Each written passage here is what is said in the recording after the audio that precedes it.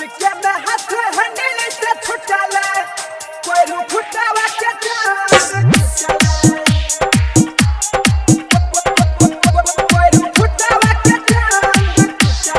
DJ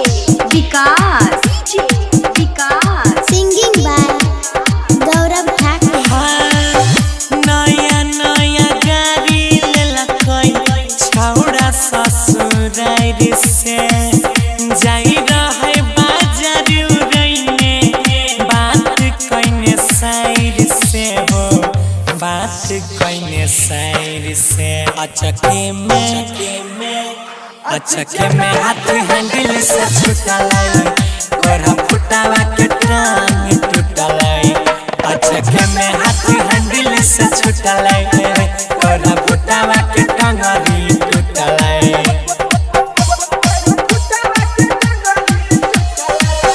नया नया गाड़ी लेला कोई छौड़ा ससुरारी से जाई रहे बाजार उड़ैने बात कइने साइड से रे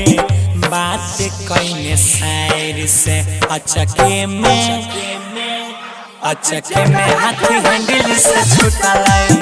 कोरा फुटावा के टांग टूटालाई अचके में हाथ हैंडल से छुटालाई कोरा फुटावा के टांगरी टूटालाई बड़ी बनै रहे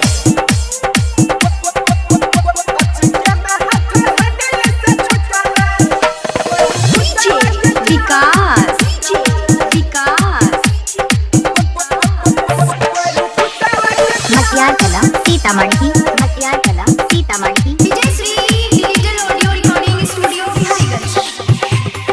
हाँ 80 के काटा रहे मीटर हो गाड़ी के मशीन भेलै हीटर हो छौड़ा वापस साइड के जादू भ गेलै रोडे पर हैंडल बेकाबू भ गेलै 80 के काटा रहे मीटर हो गाड़ी के मशीन भेलै हीटर हो छौड़ा वापस साइड के जादू भ गेलै रोडे पर हैंडल बेकाबू भ गेलै स्टाइल में चिताने सुतलाई कोरा फुटावा के टांग टूटालाई अचके में हाथ handle छुटालाई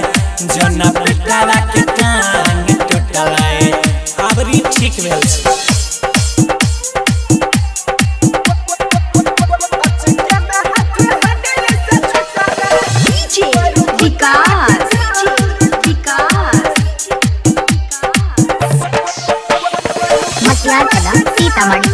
Sitamarhi Vijay Shri digital audio recording studio Biharigunj.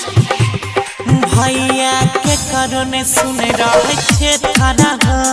टूटल जवानी में बेतारा हो घरवा में कने माई कनिया हो केना चलते नून तेल धनिया हो के करने सुने रहे छे थारा हो पशुपति फेर लेलकै बेतारा हो घरवा में कने माई कनिया हो के चलते नून तेल धनिया हो गौरवा के अजैया के किस्मत फुटलाई कोरा फुटावा के टांगरी टूटलाई गुडू सनी हाथ हैंडल छुटलाई हौतीरा के टांगरी टूटलाई आप मजा आते ने बहुत फुटानी करे।